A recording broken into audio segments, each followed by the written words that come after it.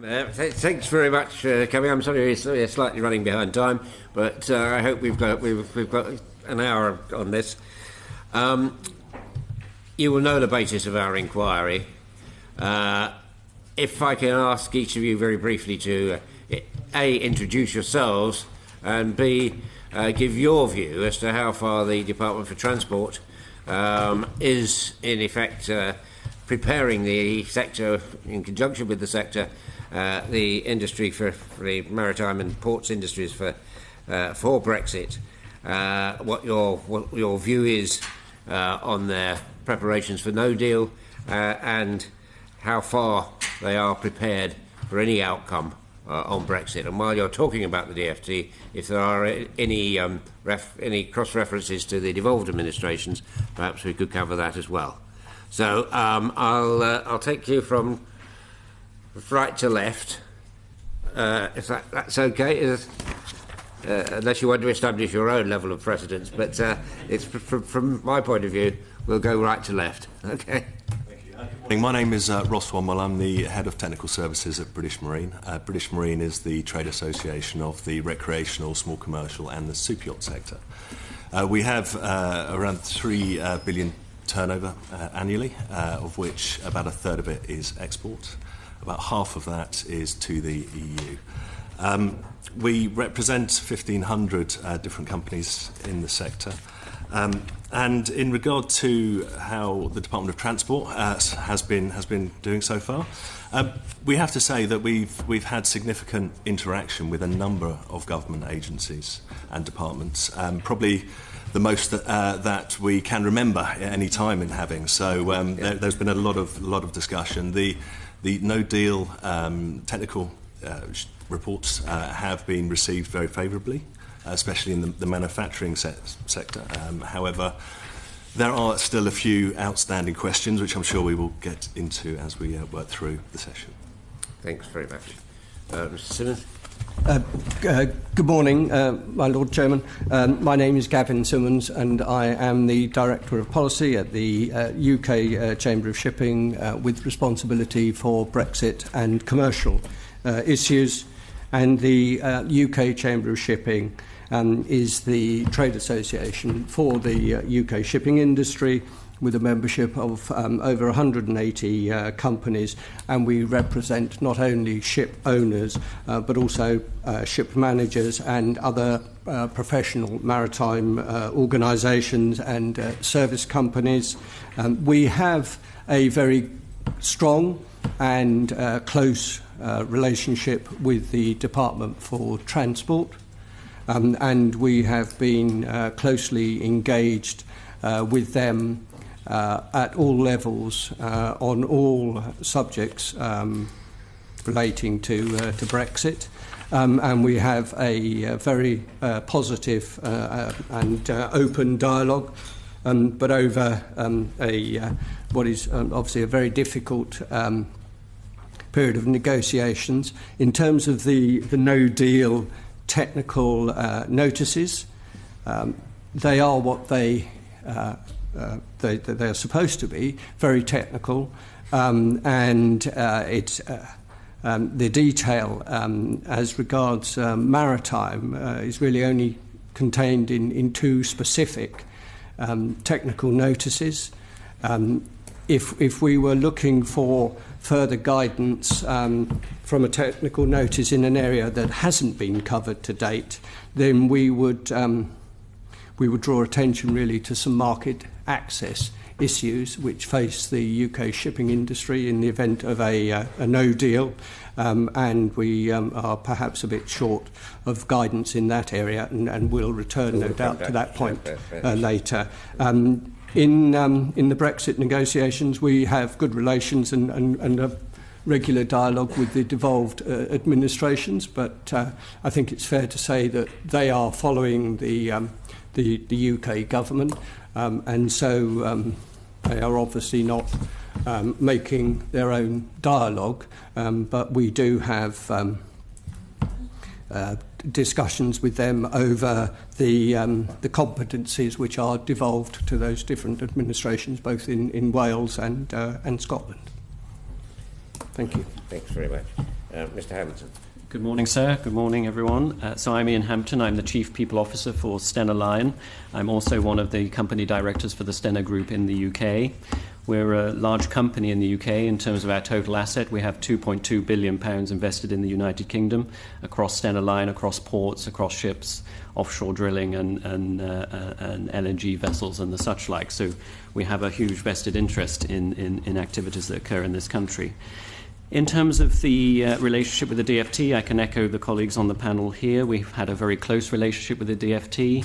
We've had the privilege of meeting the Maritime Minister to talk specifically about Stena Line's perspective on BrExit and also maritime issues in general, but the focus was on BrExit. And I would say that in both respects, both the dialogue with DFT officials and the Minister herself, we found it to be very positive in as much as it could be, since, of course, we're all lacking certain answers to certain questions. So certainly the preparedness to talk was there. When we move on to some of the detail, as Gavin has said, there has been a release of technical notices. I think from our perspective, there's a slight disappointment there in that the EU did release 5 specific technical notices relating to maritime, whereas the UK released 2, and I think there is other areas that could potentially be looked at, such as consumer protection, passenger rights, as well as seafarer qualifications, so on, that might be useful for the UK to look at in more detail, given the size of the maritime nation that we are in comparison. But other than that, I would again just re-emphasise that we're open to talk further, and have actively been pursuing to talk with the government. On a local perspective and a devolved perspective, we have interacted with the Welsh Government, the Secretary responsible for infrastructure as well as tourism. Of course, in some respects they follow the UK government, but from a port perspective, which my colleague will talk more about, they have devolved responsibility, so we're keen to keep a close relationship with them, as we have been looking to make certain investment further into Welsh ports. So nothing too concrete on a devolved level, but certainly keeping dialogue open. Thank you. Very much, Mr. Morning, Chairman. Neil Glendinning, I'm the Chief Executive of Harwich Haven Authority. We're the Port Authority for the Haven ports, which includes the nationally significant port of Felixstowe, along with Harwich International Port. The trades within those ports stretch from the mainstream flow of containers and trade from China into the UK to ro-ro traffic and passenger traffic and short sea trade. So we cover the whole spectrum of the maritime trades. I'm here today representing the British Ports Association, and again echoing the comments from colleagues to my left, we have had, as an association, very good dialogue, very good involvement from the Department for Transport. However, what has been highlighted to us and concerns us is the lack of engagement from EU member states ports organisations and where their preparations mirror what might be happening in the UK. Whatever we do in the UK needs to be mirrored on the continent as well, to allow the trades to continue to flow as we would like them to do so. Okay, thank you. I may come back to you on that, but Captain Parry. Good morning, Lord Chairman. My name is Wim Parry. I'm the Port Operations Manager for Stena Line, responsible for ports the Irish Sea South. The busiest of those ports is Holyhead. Just echoing what Ian's just said there now, we have had involvement with HMRC by the border working groups. We've had a number of visitations to the port, what I would call fact-finding missions. Good engagement with DEFRA, perhaps a little bit more required from DEFRA, but I'm sure we'll get onto that a bit later on. Thank you very much. I was just going to pick up Mr. Glendinning on the information from the continental ports or the EU port, because when some of us went to Dover, and we were told there that their discussions with Dunkirk and Calais were quite substantial about what needed to be done, although they weren't definitive. I wonder that maybe has not happened, say, with the container ports or with the Irish ports or whatever. I'm not sure. Did we get too positive a view from Dover or that in that respect? To answer your point there, I think the bilateral discussions between Dover and their immediate connections of Dunkirk and Calais particularly have gone reasonably well, but they are almost bio-trilateral. That the wider concept of that the EU trades to the rest of the UK has not gone as well, and has certainly not been directed through the DfT. So no, it's not as widespread as we would like it to be. Lord Wigley's. Thank you. My question is largely directed at Captain Parry, but also, no doubt, other colleagues may want to come in. Much of the debate around the Brexit implication for ports is focused, as has been just mentioned, on Dover. Can you tell us about the challenges and the opportunities faced by other major hubs, and particularly by Holyhead? I think, broadly speaking, our issues in Holyhead are quite similar to Dover, in that we're very much space constrained. Holyhead Port is a port that's basically built in the middle of Holyhead town. It divides the town into two halves. The A55 expressway, which brings traffic to Holyhead Port from the northwest, stops, roughly speaking, about a half a mile away from the port entrance. That half a mile is a single carriageway road, which leads up to our check-in booths. Any delay at the check-in booths, for us, not only impacts on the port itself, but it unsurprisingly impacts on the local traffic, which finds it difficult to manoeuvre from one side of the town to the other. Apart from the space constraints, of course, other issues that we have are the ferry timetabling. Any delays that any sort of customs check is required will impact probably on ferry schedules. They're very important to us. And of course, what we don't have in Holyhead is any space to expand, because we're right in the middle of town. So we have no wriggle room whatsoever. Yes. That's a point, no doubt, which you're in discussion with the Welsh Government about the possibility of getting land beyond Holyhead for that purpose. But could I turn to the preparatory work that's been done, if there has been work undertaken at Holyhead for the reintroduction of border checks? No, there hasn't any specific work been done. We have been engaging with HMRC. We have been discussing with them. They've brought technical notices out. We have further discussion planned with them, but no specific real infrastructure changes, if that's what you're alluding to. And if there was a need for that, could it be delivered within the timescale? It would very much depend on what was being asked. Infrastructure projects are notoriously slow to deliver, but it depends on the quantum, I guess. Yes, indeed, and the timescale. Could I move to another aspect of this? There's been mentioned broadly a risk that traffic might be displaced from Holyhead to other ports in the UK, or indeed to direct access ports on the European mainland. What are your concerns about that, if any? There are concerns, but at the end of the day, the freight that travels through Holyhead is what we call just in time. It's traffic that needs to get to market in Dublin quickly. Diverting to, for example, Rotterdam, and having a sea voyage from Rotterdam to Dublin, that's a completely different cargo type, I would suggest. Would that be equally applicable for goods coming from Dublin for European mainland via the UK at the moment? Yes, I suppose it would be, yeah, vast majority, yes. Thank you. Baroness Renderson, I think. Sorry. In the Future Relationship White Paper, the government indicated that it intends to continue cooperation with EMSA. Now, from your perspective, how crucial is the role of EMSA? What is its importance in the maritime industry? And would the government's proposed position on cooperation with EMSA be sufficient? Is cooperation good enough? Do you have to be a member? Yeah. If I may. This particularly, in my other job as Chief Executive of Hampton Authority, is absolutely core to our being. It's all about the safety of navigation.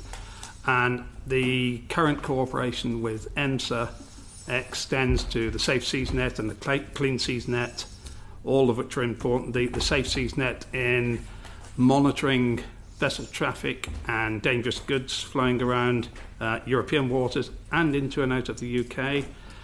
And also, one of the aspects of the Safe Seas Net, which is Thetis, which is the arrangement whereby the NCA and partner organisations in Europe cooperate and exchange information, particularly on defective vessels or banned vessels or high-risk cargoes.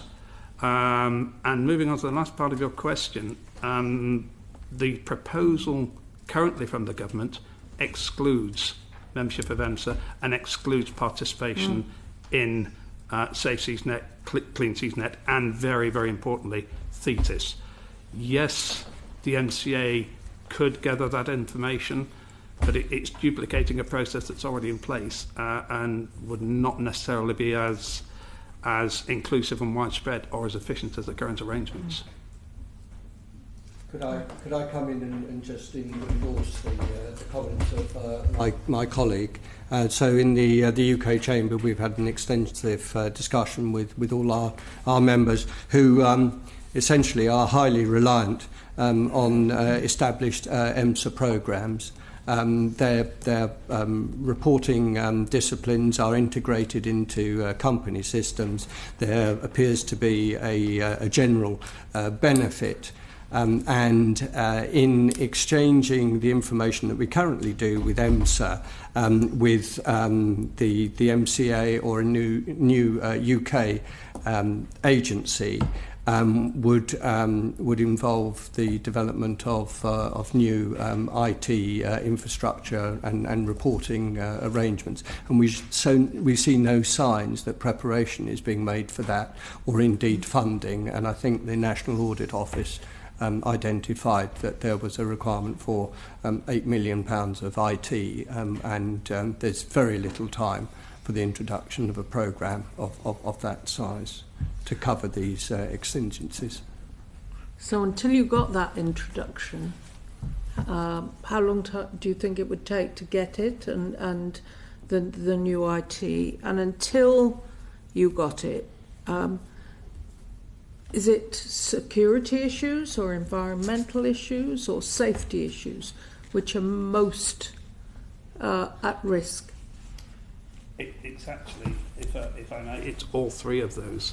They're all of equal importance. The security issues, it goes without saying. I think the VTMAS, the Vessel Traffic Monitoring System, is absolutely essential to security, maritime security.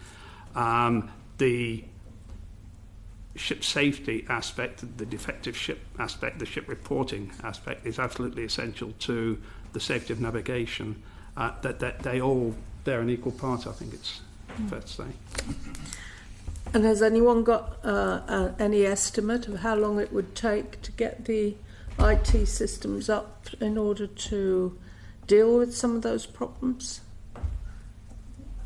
Well, I mean, if I can try and answer that, I mean, I think it's important to make clear that, I mean, these are state provisions. There was apparent benefit in contributing to a number of European-wide schemes where for shipping, sort of frequenting European trades, there was obviously a benefit in only reporting once or having linked reporting. So there's a question of scale if we do it nationally, but the responsibility for delivering that infrastructure and providing the IT and the operators of it will be one for government. And there's a question that applies here, as it does more generally in any Brexit discussion. The question is, where will the bill end up?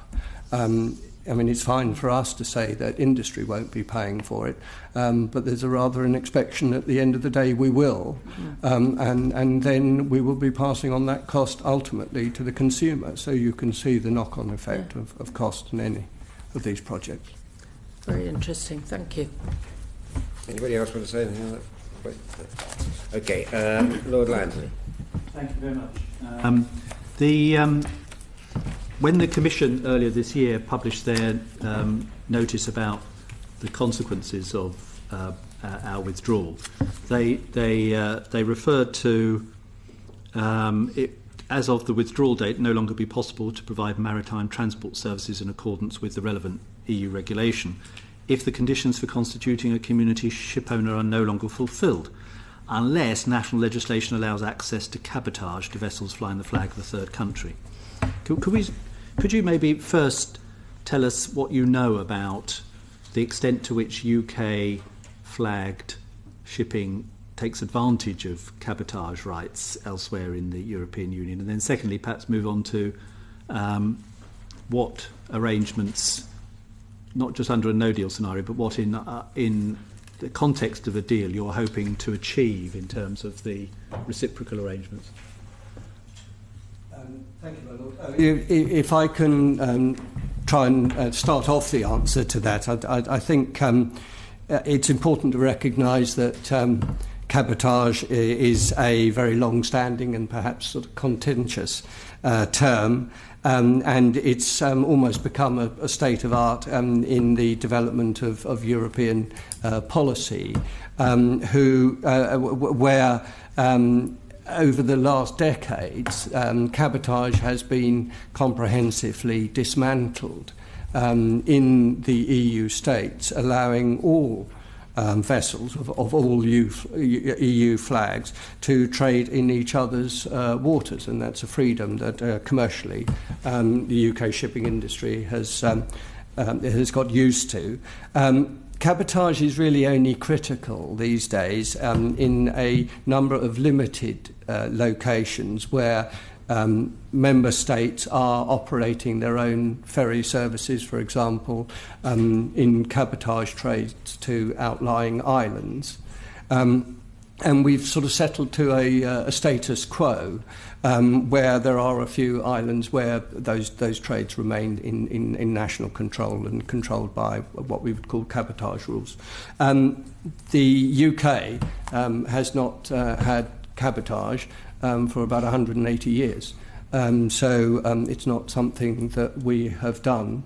And in our analysis, it is difficult to see the benefit of reverting to a closed market approach in shipping, when for several hundred of years we've been the most open market, and we believe that we should compete on the basis of quality of service, on safety, and all those other standards which the UK flag and UK shipping companies operate, and ultimately, obviously, commercially.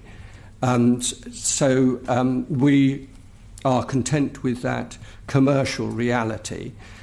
The participation of UK flag ships in EU trades is not particularly large. It is not our... no, if I can rephrase that, we have a very broad shipping market. We are active across all the different shipping sectors. And perhaps if there was one where we are not particularly active, it is coastal shipping and sort of cabotage trades. 2/3 of UK's shipping revenue is generated by third country trade on international routes to other countries in the world. So it's a fairly narrow band of interest. However, if we saw the introduction of cabotage restrictions in a negotiated or a no-deal outcome, then commercially we think it would threaten a number of contracts for UK shipping companies who are engaged in the sort of trades where multiple port calls in EU countries are taking place, in a sense dropping off little bits of cargo along the route. Ferries are a different case, and again, are not of particular concern, but I'd like to ask my colleague, Mr. Hampton, to comment. Before we go on to ferries, just so I understand, I mean, I appreciate we're very liberalised in this context, but do the same principles and issues apply in relation to inland waterways so for example, along the Rhine? And is it simply that we don't have UK flag vessels really conducting trade along those inland waterways? It is not a UK speciality, and I think that's not a question so much of market access. I think if you're operating on inland waterways, then it is easier to have EEA or EU crews.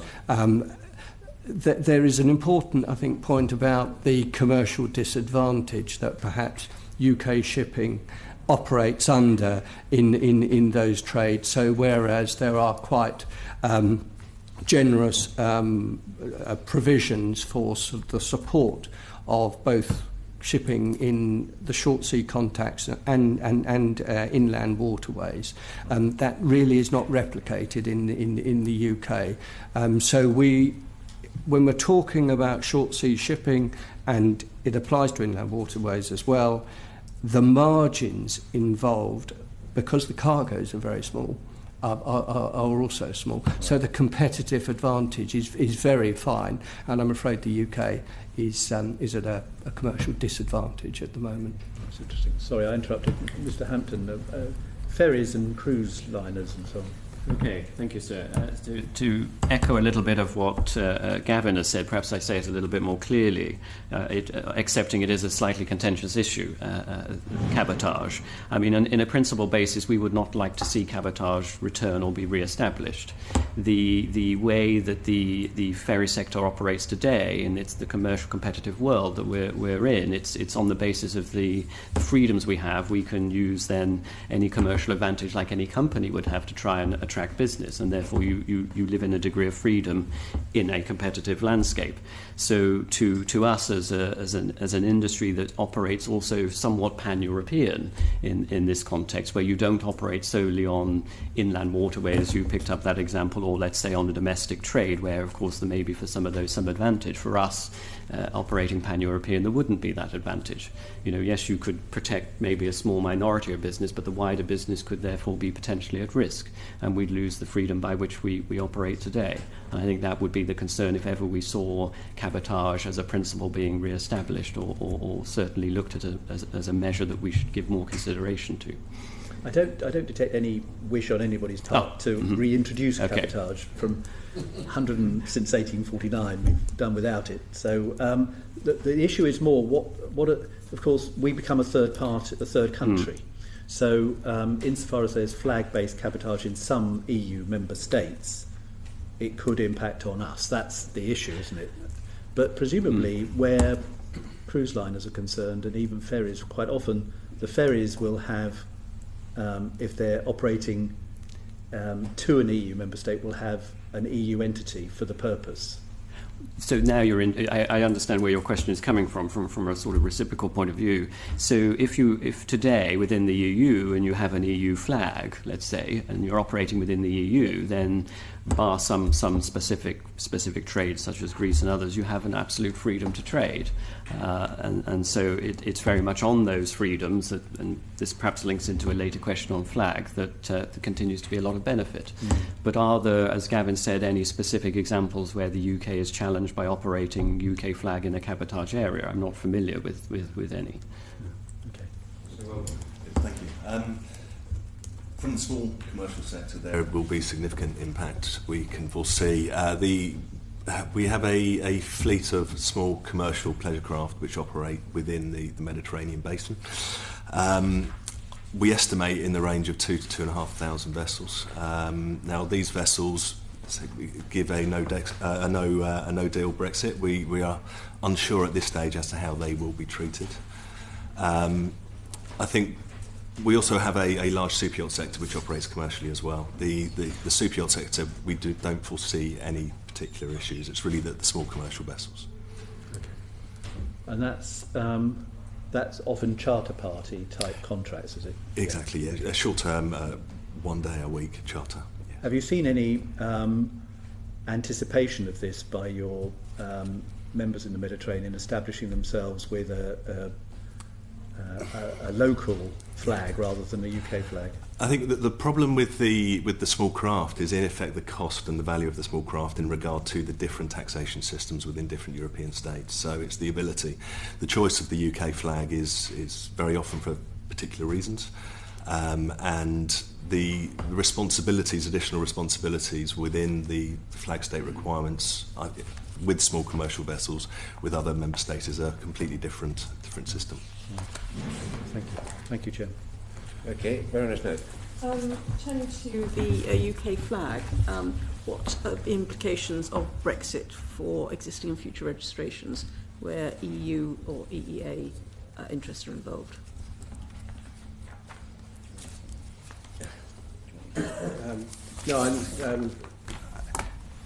It's a question of just how far we take this answer, I think. Our principal concern at the outset is for a number of UK flag vessels which are in foreign ownership and are obviously on the UK register, but on the basis of the UK being an EU flag. Those companies benefit from a specific tax arrangement, fiscal arrangement, which is approved by the European Commission under their state aid guidelines, and in the UK and elsewhere is known as a tonnage tax regime. The vast majority of, if I can call them EU ship owners, will participate in a national tonnage scheme, their own tonnage tax scheme, or that of a neighbouring or other member state. And there are complex rules about how you maintain your flag balance within a major international trading fleet.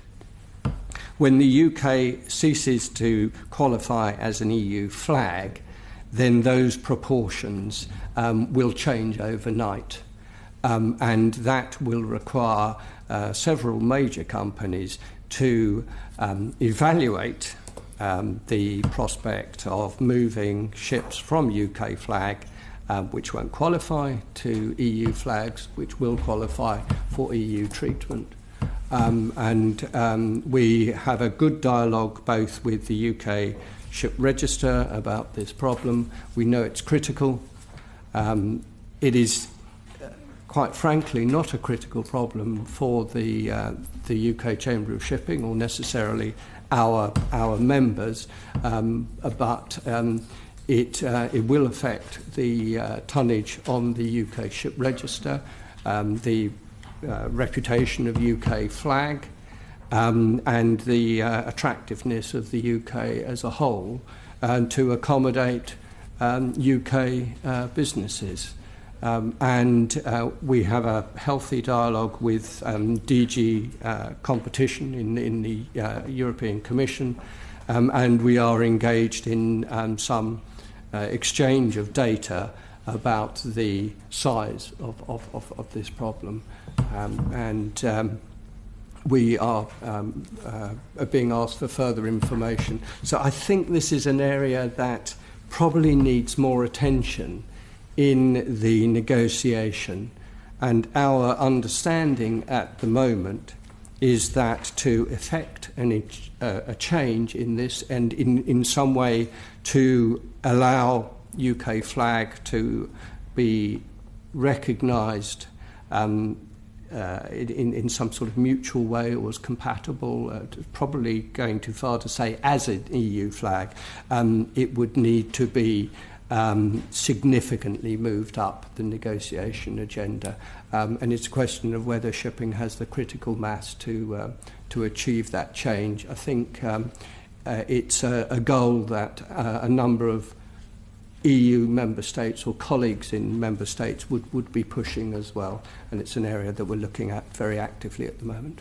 One of the things I think your Chamber of Shipping wrote was the UK flag should continue to be recognised as an EU flag, and I think you've just said you probably wouldn't achieve that, for fiscal and environmental purposes. What does that mean? I think that relates back to the relationship with EMSA. It also will, we anticipate, will feature largely in future trade negotiations. So I think there are 2 or 3 non-maritime issues which will come into any future trade negotiation, and it will involve state aid, social conditions and environmental controls. I think the trend is for those additional disciplines to be included in trade negotiations, and we see those linkages as being really challenging. Sorry, excuse me, if I may. I don't recall the government's white paper on the future relationship suggesting that this was a negotiating objective of the government. Did they refer to it at all? No, I share that. I understand it is not a negotiating objective. But at the moment we're not asking for it, so the chances of getting it are nil. Yeah. I should know the answer to this, but what proportion of, roughly speaking, of EU shipping is actually UK flagged? Do we know that? My Lord Chairman, I don't think I can ask that question. That is data that is being compiled as we speak for the Commission. It is interesting that the Commission has asked for that data. We welcome their engagement on this. I don't know what the answer would be, but it's probably helpful to say that ship owners would generally spread their tonnage under a maximum of, let me say, 3 flags. So it would be a third, and a third. So that you work with 3 different administrations, 3 different recognised organisations for the classification of your vessels, and maybe 3 different legal regimes would be the maximum. So perhaps a third. Right. I mean, I do recall when I was a Transport Minister 20 years ago that we were taking some measures to make the UK flag slightly more attractive. I don't know whether they ever worked or not, but are they? We are pretty competitive there, even if we can't know the precise proportion, we are pretty competitive with most of the EU rivals. We are, my Lord Chairman, yes, we're competitive both as a flag registry, but I think it's more important. Our attention at the moment is focused on ensuring that the UK remains an attractive location for international businesses and for the development of international trade and to have major international trading companies both operating in the UK but preferably headquartered here. In the work that we've done both with the Department for Transport and with the UK Ship Register, we recognise that the UK has a very strong legal base. The attraction of London as a centre of shipping globally is sort of unquestioned, and the UK flag has a very strong reputation for as a quality flag and for safety and for environmental performance. So there's a number of very positive aspects, but it's the competitive edge in an international situation that we need to achieve, and our fiscal regime is competitive at the moment. It's a question always of protecting that competitive edge against fast developing economies around the world, and if we are to retain our position in international shipping, then we have to recognise the competition is not just from the EU, but particularly from the Far East. Sure. Lord Rees. My question follows on from what Mr. Simmonds has just said, the question of to what extent you would wish for or would expect divergences from EU regulations if we were no longer in the EU. We saw a paper which mentioned in particular the ship recycling regulations, and obviously there are issues of pollution, environmental standards, and someone also mentioned possible more flexibility and support for the shipbuilding industry. So I wonder if you would like to comment on the ways in which you would wish for or expect divergences. Can I just make clear that in the international shipping industry, we're obviously we're governed at three levels. At international level by the International Maritime Organisation established here in London, and that's very good for our national shipping reputation. At a regional level until now through the European Commission, and then also subject obviously to national legislation. So when you begin to peel back the layers of there are lots of layers of shipping legislation. There are a lot of things in the environmental and safety area that we have become used to doing, and we have generally agreed with the Department for Transport, with the UK government, on increasing regulation to provide for the safety, particularly of passenger services, but for shipping generally.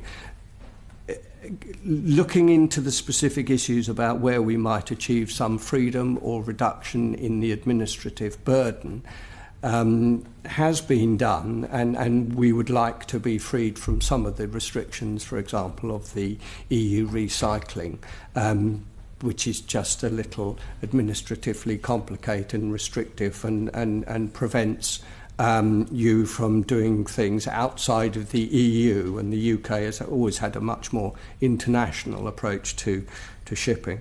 I think we've covered the point earlier in the session about the benefits of belonging to the environmental monitoring programs, and so I think it would be difficult, and certainly our work to date hasn't identified many areas where a reduction in the environmental burden would be attractive to ship owners. Extending your question to the port sector, right.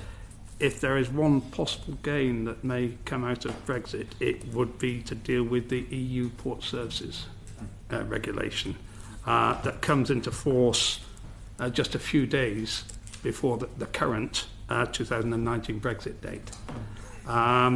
This series of regulations was introduced by the EU, particularly aimed at the ports industry within the EU, which is not run on the same competitive basis that the ports industry in the UK is run.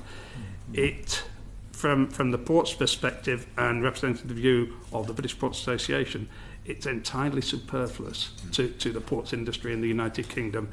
And if there is one priority of a benefit from the divergence, then this is the one that we should focus upon. Thank you. Baroness Donaghy, you had a point. We have an enormous array of expertise before us today. What efforts, if any, are you making to persuade the government to change its mind about the importance of EMSA?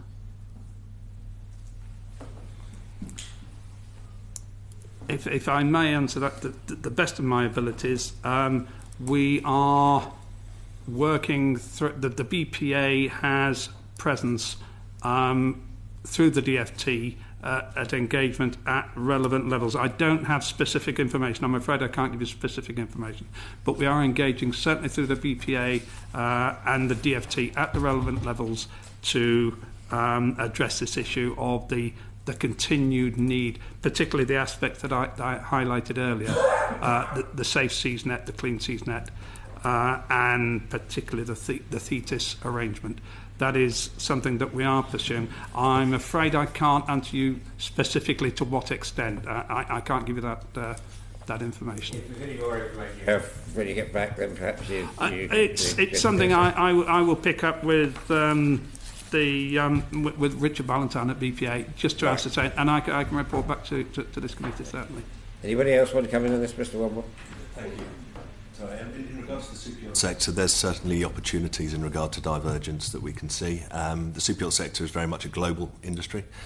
The general flagging of the vessels is currently outside of the EU. They're non-EU flags, and they still operate within EU waters as and when is necessary. So there are a number of areas in which we can foresee opportunities, such as the Marine Equipment Directive and the European Ship Recycling Regulations. Could I ask, come back to what Mr. Glendinning was saying a moment ago about the regulations coming in a few days before the scheduled 29th of March date? Are these irrelevant to us largely because we already reached standards? And to what extent would they be imposing additional duties? Will we be needing to apply them for those few days? And if we do have a transition period, is there a danger that we'd need to apply them during that transition period? The unified view from ports is no, there is no need. The regulations really centre around the competition within ports, which doesn't currently exist in Europe. Right. It absolutely exists within the UK now that all of the ports, the competitive structures are there, all the ports compete with each other. It's, from the port's perspective, it's superfluous regulation. It's another level of regulation that is not needed in the UK. But would we need to abide by it after the 29th of March if there's a transition period? Yes, we would, and yes, the ports already do abide by it anyway, without the addition of that regulation. Yeah. Okay. Any further points on that area? Sure, yeah. If I may. Just going back to, in regard to the UK flag no longer being an EU flag, should there be a no-deal Brexit, I think we have to understand there's 60,000 UK flag recreational craft in Europe. And we, at this stage, are unaware as to the situation of those vessels, should there be a no-deal. 60,000. Some of which have Part 1 registration through UK Ships Register, some of which have Part 3. I think there is certainly a question we would like answering in regard to the Part 3 registration and whether or not it would be sufficient for EU member states to allow the temporary importation that non-EU flag vessels have for 18 months when entering. Lord Russell. Oh, no, sorry, Baroness Donaghy first. It's about free ports. We've had evidence already to the committee that free ports and free trade areas are a business opportunity. Could you elaborate a bit on what precisely free ports are or would be, and in your view whether it really would be a business opportunity? The free ports idea, from a port's perspective, is yes, it has some mileage. What it would effectively do, if I may, it's of limited use throughout the UK. Most of the ports in the UK are gateway ports that rely heavily upon the effective throughput of trade through those ports. The free port concept is about effectively establishing what may be a bonded area whereby value can be added to a product by construction or finishing. That would apply to a very small number of ports in the United Kingdom. As I say, the vast majority of the ports industry act as gateways, both inwards and outwards flow of trade, not as much that would benefit from the free port concept. There are one or two, possibly Tees ports, the Humber, ports that have large areas of estate with some established industrial processes there, then there would be some benefit, definitely.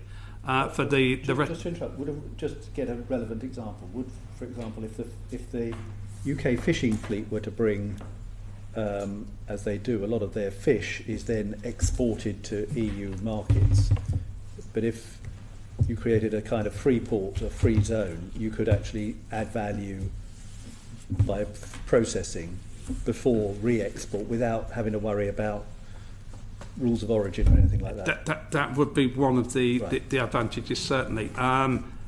But does it require the EU to agree to that? No. That would be UK legislation. And I think it's worthy of note that the vast majority, at the recent Ports Conference, the representative from Grimsby did point out that the vast majority of the fish handled at the Port of Grimsby is imported from other EU fishing vessels at the moment.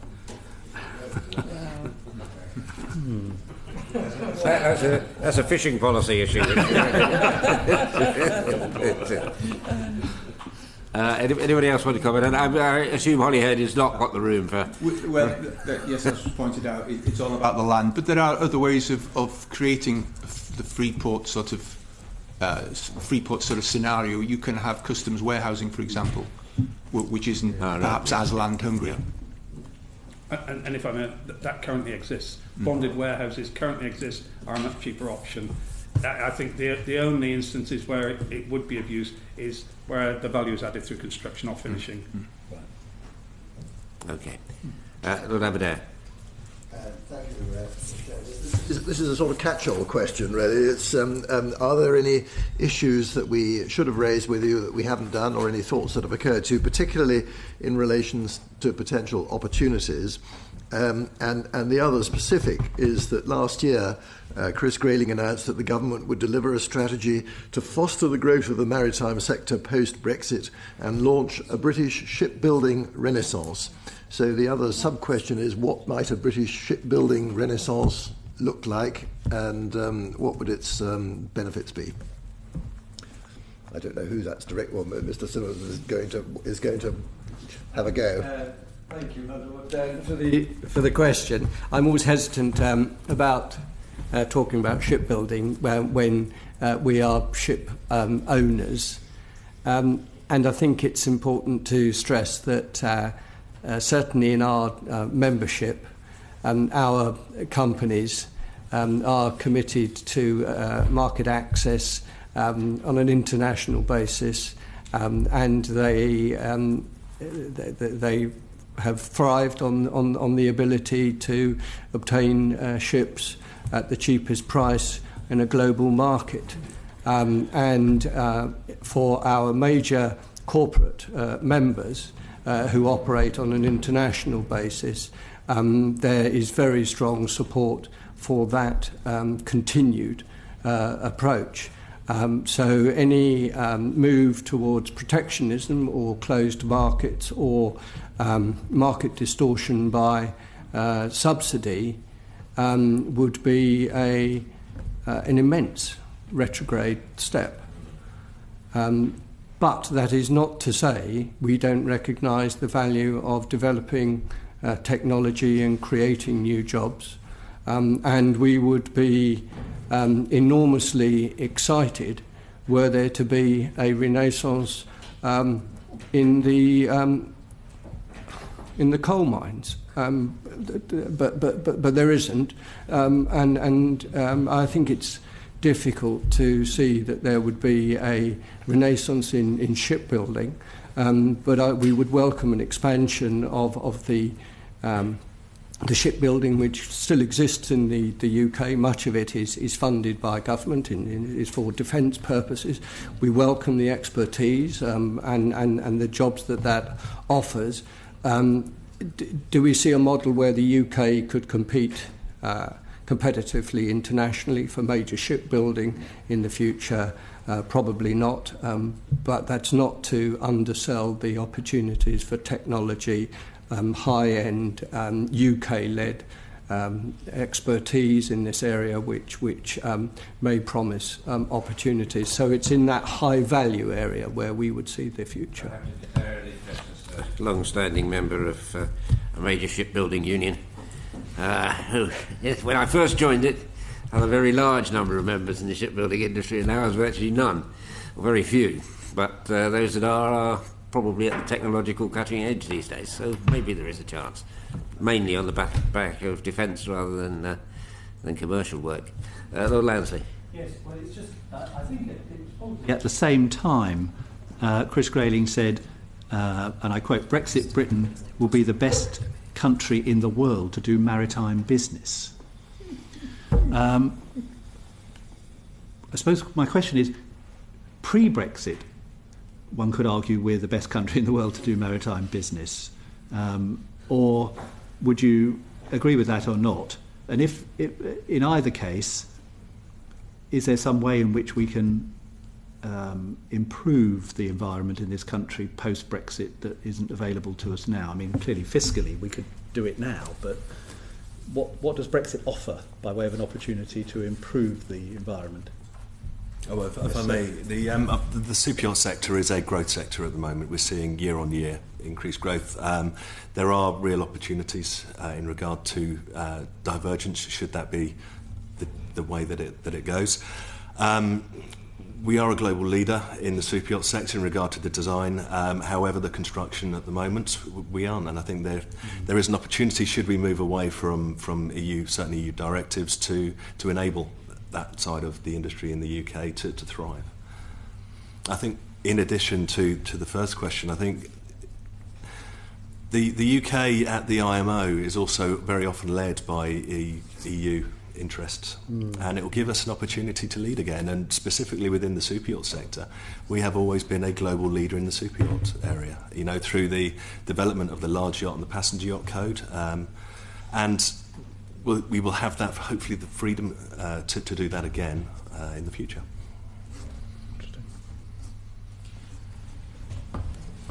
If I may, and not to counter certain any colleagues on this panel, but the challenge with the maritime sector, depending on how you operate, of course, it's international. We all know that, and pan-European, and so there are pros or cons whether you choose to diversify away from what are EU common standards, because maybe creating some opportunity for, as we've touched on, UK flag and other areas. But sometimes in the moving away from degree of commonality creates another challenge when you are an international ship owner, where you choose to own your vessels for fiscal or taxation reasons, has an advantage, and it can also have a disadvantage, you know, where you choose to place that tonnage. We shouldn't forget that where we're heading, of course, we have still many questions to answer about Brexit, but ultimately it becomes an international voyage to and from the United Kingdom, and therefore you don't necessarily need to base, you know, your fiscal assets in the United Kingdom and or have UK flags. So you could say there's a benefit to maybe making it more advantageous to do so, but by doing so, again, I'm sort of going around in a circle. You lose flag equality. So it's a very delicate question to answer. The other side of my thought process, just to share what's going on in my mind, is, of course, the UK is a large maritime nation. We have by far the largest number of seafarers when you look at the EU community, sort of upwards of 30,000, correct me if I'm wrong here in my statistics. And so, you know, maybe there is opportunity when we look at certain flag issues to maybe see how we can look at creating employment around the seafarer in a greater way, rather than necessarily aspiring to areas of shipbuilding in isolation. Maybe there is a greater opportunity to look here about what can be achieved. Otherwise, if we're not careful, then, you know, we operate in a very competitive world, and so we have to be competitive based on what our competition is doing. And if they choose to operate in a certain way on an international voyage, then sometimes you have to follow. So I think it's one to be watching very carefully. Thank you very much. Any further points? Mr. Chairman, just on the possible areas that could be improved. From the port's perspective, the competitiveness of the UK ports is undoubted, but the one financial disadvantage that UK ports operate under is in the area of government support of national infrastructure. EU ports, the infrastructure by and large is developed and financed by the state. Within the UK, it's entirely within the industry, and some focus, some rebalancing of the national contribution towards nationally critical infrastructure will be very, very welcome to restore that balance in competitiveness of the ports industry. If there are to be obstacles placed in the way of trade flowing through UK ports, increased charges because of infrastructure costs should not be one of those obstacles. I hear what you're saying. In that context, we have steered clear of talking about customs issues because they have largely been covered by a different subcommittee. However, the issue of if there are delays at our ports. And this goes back to some extent about the technology.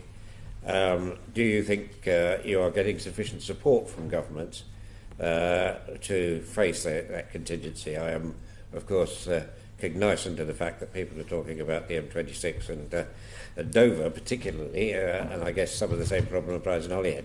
But do you think you're getting enough support, indication that at least short-term infrastructure commitments will allow you to meet that I would problem? say that support is beginning to ratchet up now. We're having more and more dialogue with UK Border Group. So I think, yes, I see it starting. I can't really fully answer the question yet because I don't actually know what the requirements are going to be yet, specifically. So it's but at least there's good dialogue. Thank you. It might be helpful, Chair, if there are developments, if we could be kept Yes, posted of them. yes, that would be very helpful. Yes. Any further questions from my colleagues? Any points that you feel you haven't registered with us that you wish to, Mr. Hampton? I just would like to go back, if I can, to question 2. I just want to, if I may, just be a little bit more forceful from a sort of higher level about the implications on hubs like Holyhead. And I'm sorry to bring up this point and not to dance around it, but of course it depends on the answer to the question of the border. So I would just like to implore upon the committee that a political decision could very much change trade flows. Remember, the industry that we are in terms of a ro-ro sector, this grows incrementally 1 or 2% every year. Trade flows don't change so much.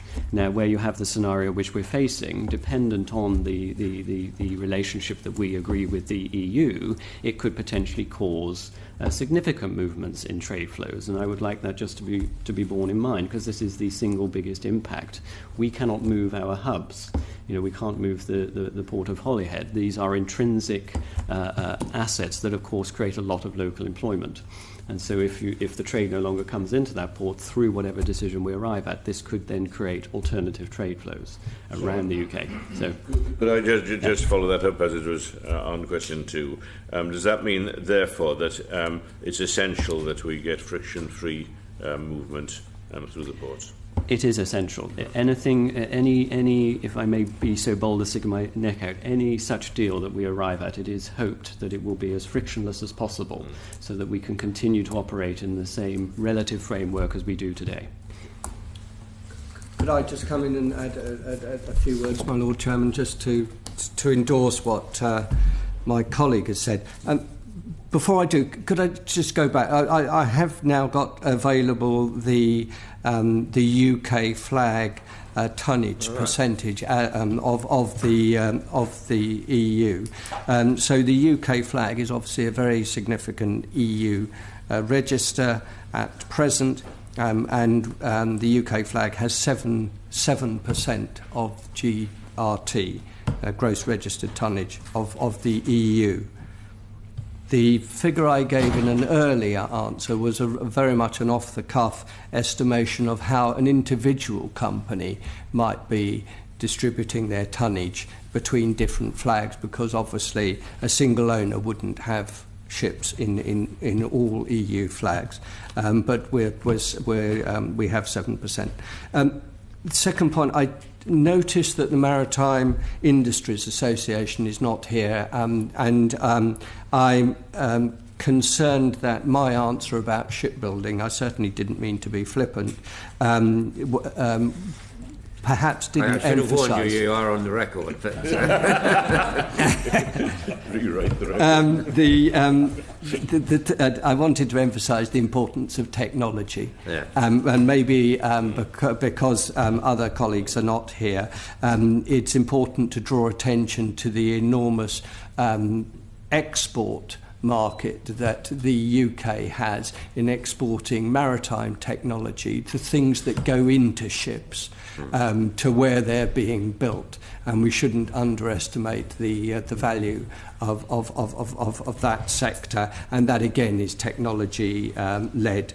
And then in terms of the short sea routes and the possible impact of a no deal outcome, I think I just want to re-emphasise the market stability question here. That we've, for decades, we've been moving trade through our ports without controls. Our dialogue with government is very good at not reintroducing new controls in ports that have been developed to operate without them. And we are really quite confident that there are ways of moving with technology and with trusted traded schemes or authorised economic operators. There are ways of moving the inspections and the checks that may be required out of the port area, so you can conduct your checks, you can maintain the control over your imports, your tariffs, your health inspections and your security and safety checks, but they can be completed away from the port area, and technology can help with that. So our dialogue with government is very strong and good in that complicated area. It's important that the government doesn't, in a no-deal scenario, seek to influence market behaviour. So I think my colleague has made the point about the way the existing market functions and delivers frictionless trade, and we would see an evolution in trades as certainly being a healthy development, but any sudden trades or politically driven shifts or influences on market behaviour, I think would produce very negative effects. Would it be possible to get a breakdown of all the gross registered tonnage to see where the major players are, if we're only 7%? At some stage. Not Yes, I mean, that was a lower figure than I was anticipating. Yeah. Yes, I can supply. Helpful, we have a European Ship Owners Community Association, and we have available all the EU shipping statistics, and I can send that to the committee. Yeah, that would be helpful, yeah. I'm afraid that we are at the end of our time, but something you just said has sparked me off. And this is a question for Captain Parry. A lot of the high-level discussion is about borders between Britain and Ireland. One of the points that the EU officials do make is that for certain goods there are checks on basically livestock and food based on livestock. In terms of Holyhead, which must be a recipient of some of this, quite how significant a friction on movement is the existence of livestock checks at the moment from Ireland? There are no checks at the moment, and we have no real idea of what checks are going to take place once we get... There are literally no checks, even though there's regulatory differences. Very few checks. The occasional sort of vet's check comes in. I think the interesting thing is 35% of the goods that come through Holyhead are actually some sort of agri-product. Yeah. So it's a significant part of our trade. The engagement with DEFRA at the moment is low-key, and we're sort of slightly disappointed that we haven't had more information from them, but perhaps they're waiting for guidance, I don't know. I think this could become a bigger issue. I think it is a very important. It is a very important issue, yeah. And of course, we have no idea what Republic of Ireland are going to do. No, there's been no engagement there at all. There's been a case of BSE announced in Scotland. So. Oh God. Right. Oh dear.